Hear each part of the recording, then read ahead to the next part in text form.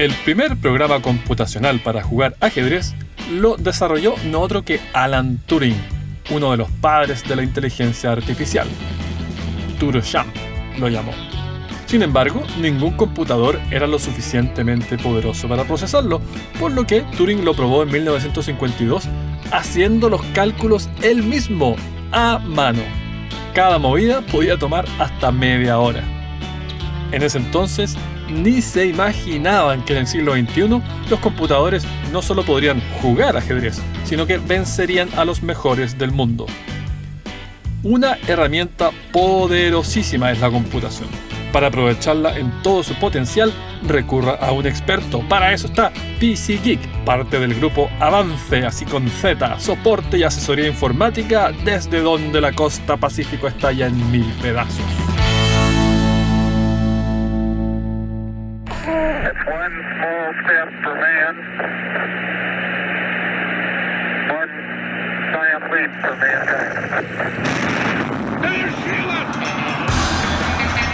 Esto es Historia Freak, donde toda historia tiene algo de historieta. Con ustedes, su anfitrión, Joaquín Barañao.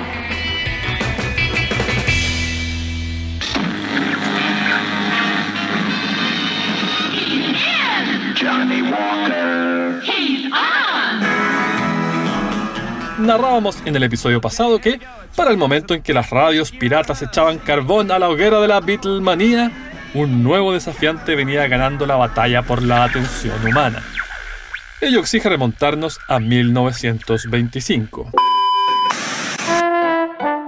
El escocés John Logie Baird exhibió la primera televisión electromecánica.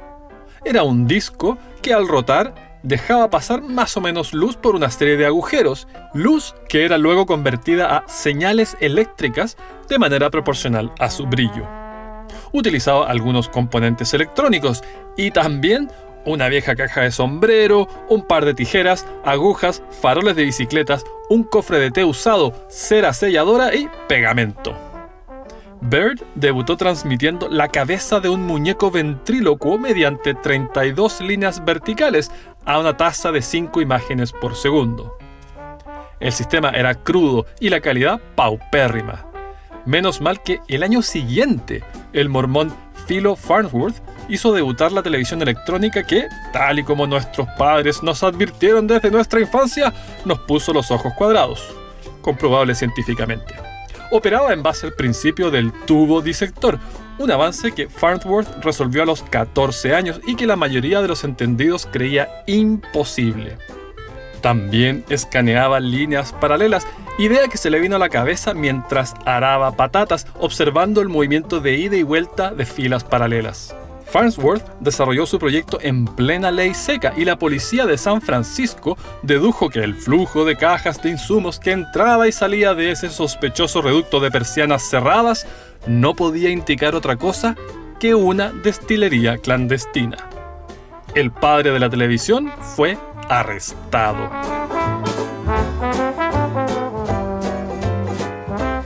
El nuevo aparato despertó aquellas aprensiones tan habituales en las tecnologías que sacuden la vida cotidiana. Un profesor de Oxford comentó que, como el Australopithecus y el automóvil, nada bueno podía provenir de un dispositivo que mezclaba griego, tele, y latín, visión.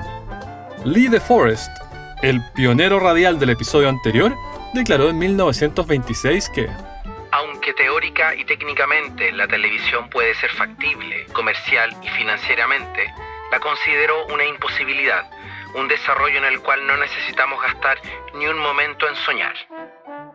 En similar tenor se manifestó el New York Times en 1939. La televisión nunca será competencia para la radio, pues la gente debe sentarse y mantener sus ojos pegados a la pantalla. El estadounidense promedio no tiene tiempo para eso. El eminente profesor de ingeniería eléctrica de Harvard, Chester Dawes, fue también categórico. Dijo en 1940: la televisión nunca será popular. Toma lugar en una habitación semioscura y demanda mucha atención.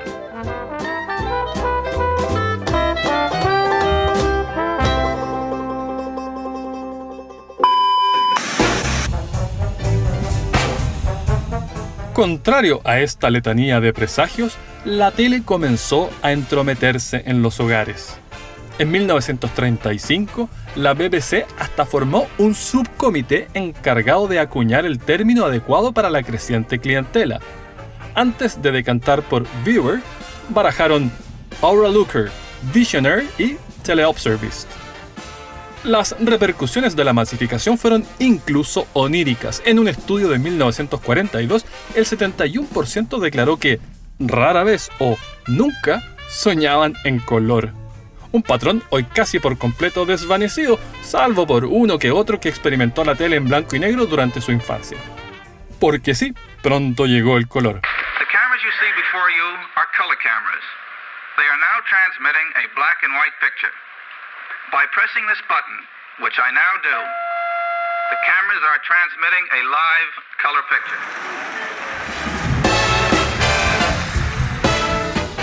El primero en abrirle la puerta fue nuestro conocido escocés Baird, tan pronto como en 1928 con su armatoste electromecánico y en 1944 en versión electrónica. A partir de los 50, las cajas idiotizantes fueron suplementadas con controles remotos que prescindían de baterías. Al pulsar se generaba ultrasonido, que activaba procesos mecánicos al interior del aparato, y eso era lo que cambiaba los canales y el volumen. Para todos esos murciélagos que escuchan habitualmente Historia Freak, así era el ultrasonido.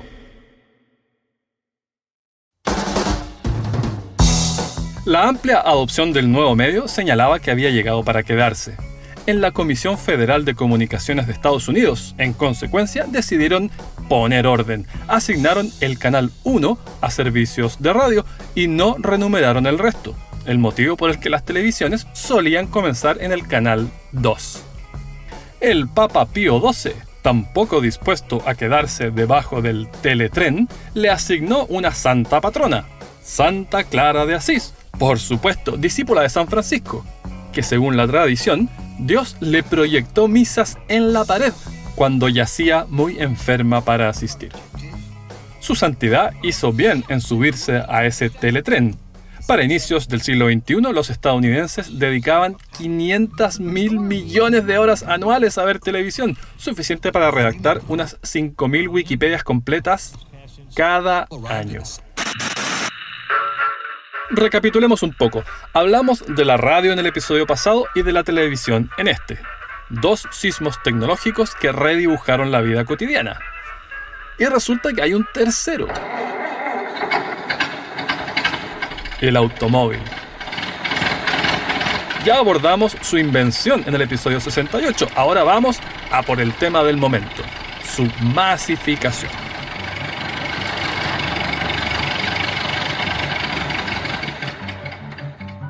A lo largo de la década de 1890, Henry Ford, ingeniero de The Edison Company, exploraba las posibilidades de los automóviles, como recalcaría en su autobiografía. The Edison Company me ofreció la superintendencia general de la empresa, pero solo con la condición de que renunciara a mi motor de gasolina y me dedicara a algo realmente útil.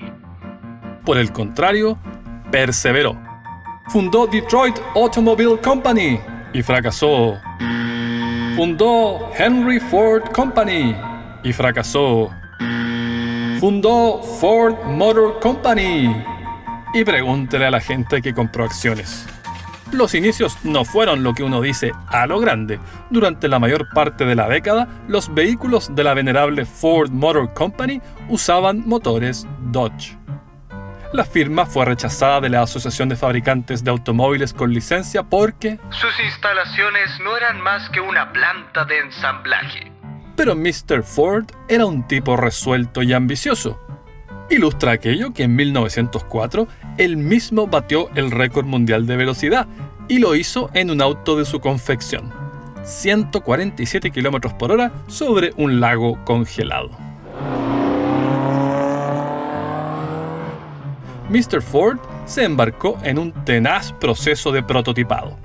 Primero fue el modelo A, luego el B, el C, y a continuación, y no me diga que alguien lo puede entender, F, K, N, R y S. El desfile de ensayos remató con el Ford Modelo T en 1908. Ese fue el aparato que democratizó lo que era casi tan inalcanzable como hoy un helicóptero. La línea de ensamblaje, una idea basada en los mataderos de Chicago, permitió desplomar los costos y todo el diseño apuntaba a penetrar la clase media. Incluso la gama cromática. Dice la leyenda corporativa que Mr. Ford predicaba que todo cliente puede tener un auto pintado de cualquier color que quiera, siempre y cuando sea negro. ¿Cierto o no? El luto comenzó en 1914. Antes se ofrecía en 4 colores, ninguno de los cuales era negro. Tan negro como sus artefactos era el rigor organizacional. Los empleados eran despedidos solo por sonreír o por reír con los colegas de laburo. Para 1917 producían 735.000 unidades anuales. Ante semejante frenesí, la empresa comenzó a erigir en Michigan la fábrica integrada más grande del mundo. Una vez en operaciones, consumía tanta agua como la suma de Detroit, Cincinnati y Nueva Orleans. Mr. Ford se volvió devoto de su bebé, el Modelo T. Durante un largo viaje por Europa, sus ingenieros prepararon un prototipo de la siguiente iteración. 4 puertas, más largo y elegante, rojo. Al verlo, el fundador agarró la puerta y ¡pum! Un tirón y la tenía fuera de las bisagras. Arrancó la puerta de inmediato.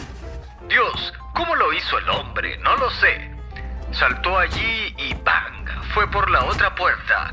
¡Bang! Se fue el parabrisas. Salió sobre el asiento trasero y comenzó a golpear en el techo. Lo rompió con el tacón de su zapato. Destrozó el coche tanto como pudo. Ciertos componentes de los Ford T eran tercerizados. Las tapas de cilindros, por ejemplo, eran suministradas por Frontenac, una de las empresas cofundadas por el suizo Louis Chevrolet, adicional a la que usted ya imagina. Así y todo, habiendo fundado 2 empresas, el señor Chevrolet cayó en bancarrota y terminó trabajando como mecánico para Chevrolet.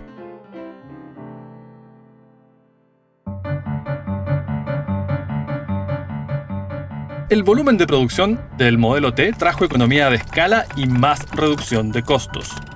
En plata del 2024, los $29.400 que costaba en 1910 bajaron a $4.450 en 1925, punto para el que se producían casi 2 millones anuales.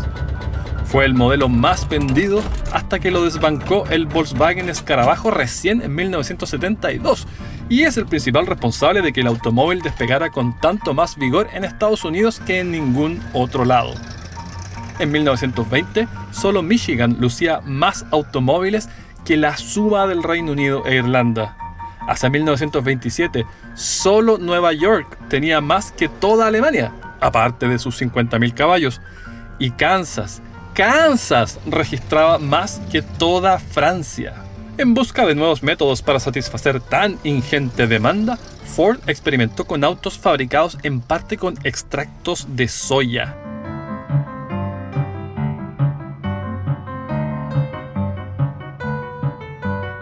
La fuerza laboral en Ford explotó. Para administrar la multitud nació el Departamento de Sociología, que articuló un código de conducta y devino en una suerte de policía secreta que supervisaba a los empleados y no solo en el trabajo. Había visitas domiciliarias sin previo aviso en las que se evaluaba la limpieza y se alojaban inquilinos y se instruía a las esposas sobre el cuidado del hogar, la cocina y la higiene. Se verificaba la asistencia escolar de los hijos y se monitoreaban los registros bancarios. Pero el corazón de Mr. Ford no era de hielo. En 1926 instauró la semana laboral de 5 días sin reducción salarial, 14 años antes de que la ley norteamericana declarara los sábados día de asueto. Medios para publicar este beneficio no le faltaban. 7 años antes había comprado The Dearborn Independent, un semanario que, debido a un sistema de cuotas promocionales impuesto a los concesionarios Ford, llegó a ser el segundo de mayor circulación del país. Mr. Ford aplicó en su periódico el principio de línea de ensamblaje. En lugar de un autor, los artículos tenían un encargado de suministrar los datos, otro el humor, otro las moralejas y así sucesivamente. Además de publicitar su empresa, le dio vitrina a El Judío Internacional, una extensa diatriba antisemita publicada por partes. Es bien posible que ese texto haya influido en Hitler, pues Mr. Ford representaba la viva encarnación del éxito norteamericano y es el único estadounidense mencionado en Mi lucha. Para furia de los judíos estadounidenses, solo un gran hombre, Ford, todavía mantiene plena independencia. Así las cosas, alivia que, aún en el pico de popularidad, Mr. Ford perdiera la elección por la senaduría de Michigan en representación del Partido Demócrata. Y también, un poco antes, la primaria del Partido Republicano. En lógica, si no le gustan mis convicciones, tengo otras. Mr. Ford se enfrascó de tal manera en la lógica automotriz que comenzó a entender el cuerpo humano como un mero motor que solo necesita materias primas como combustible. Recogía malezas del borde de la carretera y las servía como ensaladas, estofadas o en emparedados. Sus asociados las padecían cuando les tocaba compartir la mesa. En autos esa lógica funcionaba bien, pero solo si la cadena de suministros cumplía a tiempo y la de caucho para neumáticos asomaba particularmente frágil. De manera de prevenir todo riesgo, Ford adquirió en Brasil un predio cauchero del tamaño del Líbano. Fijaron los relojes a la hora de Michigan, impusieron la ley seca, construyeron un poblado y lo equiparon con las comodidades de un pueblo del medio oeste. Campo de golf, sala de cine y autos Ford, aun cuando no había carreteras más allá de los confines del pueblo. Lo llamaron Fordlandia. Mal adaptado para las condiciones selváticas y administrado por un mentecato, esta utopía tropical fue un fiasco de inicio a fin. Un mal día, los operarios cansados de la comida estadounidense se rebelaron en la cafetería, cortaron los cables del telégrafo y persiguieron a los administradores y al cocinero por la jungla amazónica durante varios días, hasta que llegó el ejército brasileño a aplastar la revuelta. Aún existe el distrito de Fordlandia.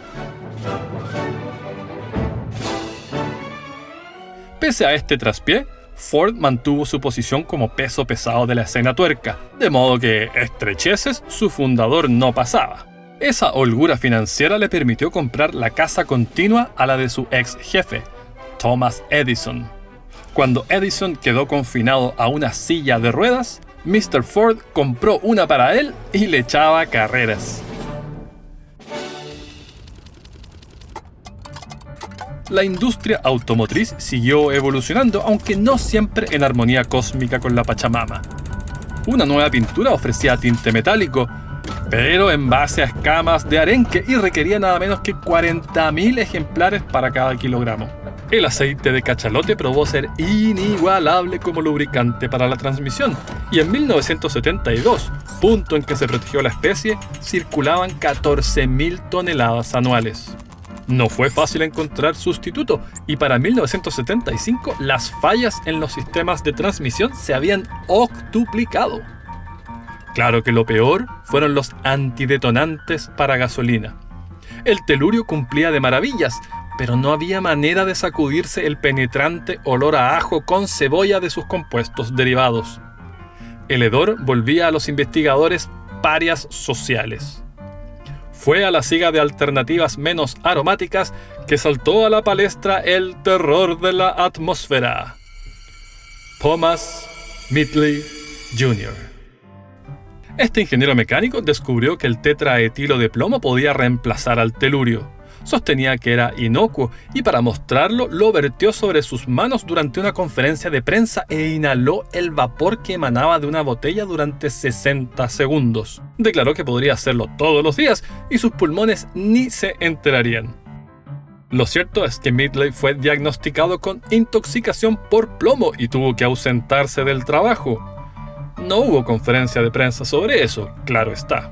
Here engineers are studying exhaust condensates that indicate the effects of tetraethyl lead. Engineers study these things in the laboratory. El plomo fue añadido a la gasolina y la humanidad fue envenenada sin prisa pero sin pausa durante la mayor parte del siglo XX. Los estadounidenses perdieron en promedio 2,6 puntos de coeficiente intelectual a causa de la exposición a plomo, 5,9 para los nacidos entre el 66 y el 70. Por fortuna, un profesor de química de la Universidad de Chicago decidió computar la edad de la Tierra y del sistema solar. Desarrolló un nuevo método para contar isótopos en rocas ígneas y razonó que podría aplicarlo a meteoritos, contabilizar la tasa de decaimiento radioactivo y averiguar así desde cuándo existe la gran roca cósmica que llamamos hogar. Previendo lo fatigosa de la labor, la delegó a Claire Cameron Patterson, un estudiante a la siga de tesis de doctorado. Pan comido. Le aseguró. ¡Puf! Pan comido. Le tomó 7 años de meticulosa contabilidad.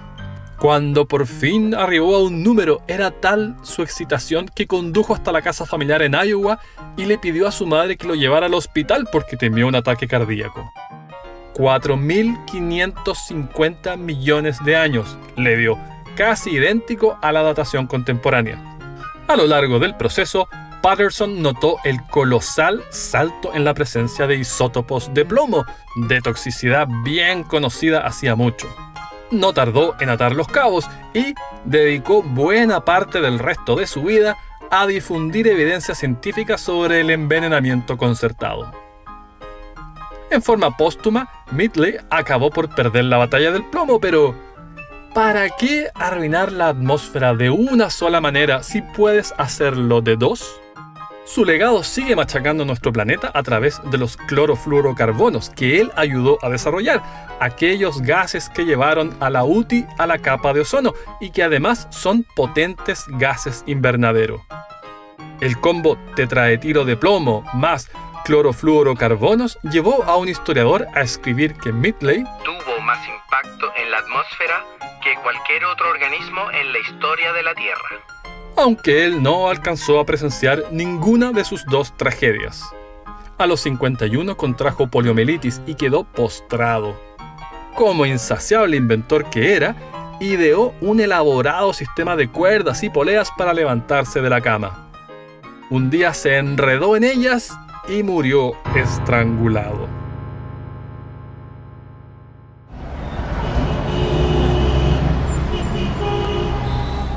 No hay otra invención que haya cambiado tanto la fisonomía de las ciudades como los automóviles. Solo una profunda cirugía urbana pudo hacerlos caber, y en ningún otro sitio esta reestructuración se abrazó con mayor fruición que en Estados Unidos. Los norteamericanos contaban para ello con William Phelps Eno. Escribió las primeras leyes de manejo, abrió huella con su manual Street Traffic Regulation e inventó las primeras señales de tránsito. Todo sin manejar un auto en su perra vida, porque desconfiaba de ellos. Una biografía que nos recuerda la de Robert Moses, el urbanista responsable de las grandes autopistas y puentes de Nueva York, quien tampoco obtuvo jamás licencia. Suele creerse que el entusiasmo con que los estadounidenses acogieron estos tarros motorizados ahogó el transporte público antes de darle tiempo de convertirse en alternativa. No fue así. A finales del siglo XIX, el país poseía el mejor sistema de transporte público del mundo. La mayor red de tranvías de Europa, la de Berlín, habría sido apenas la 22ª en Estados Unidos. Y la más desarrollada de todas estaba en, sorpresa, sorpresa, Los Ángeles. Su división de transporte manejaba más presupuesto que la ciudad completa. La noción intuitiva es que el automóvil invadió Los Ángeles y que cuando ya tantos tienen uno, el transporte público no puede ofrecer frecuencias competitivas. Fue al revés. El transporte público funcionaba tan pero tan bien que muchos aprovecharon de mudarse a los más espaciosos suburbios. Cuando Ford volvió los autos asequibles, la ahora enorme mancha urbana convirtió al tráfico angelino en el mismo infierno. Para mediados de siglo, el automóvil era ya el modo dominante en las economías industrializadas. En General Electric, la sucesora de la empresa fundada por Edison, se lo tomaron a pecho. La planta construida en Louisville en 1953 ofrecía la friolera de 25.000 estacionamientos y tan tarde como 1997 contaba con solo 10.000 empleados. Y el aire resintió no solo el plomo.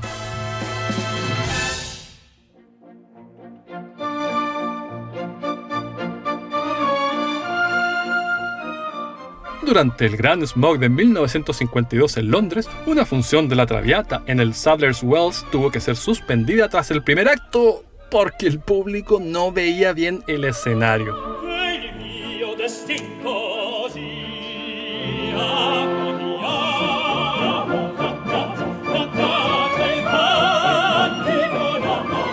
Ruidosos, consumidores voraces de energía, invasivos, pero la radio, la televisión y el automóvil siguen moldeando nuestras vidas.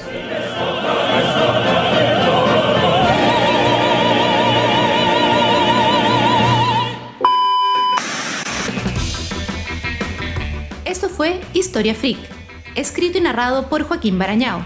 Postproducción, Hernán Melgarejo. Las referencias bibliográficas de este y todos los episodios en Historia Universal Freak Extendida. 2.800 páginas desde el Big Bang hasta el presente, a $9.99 en Amazon.com.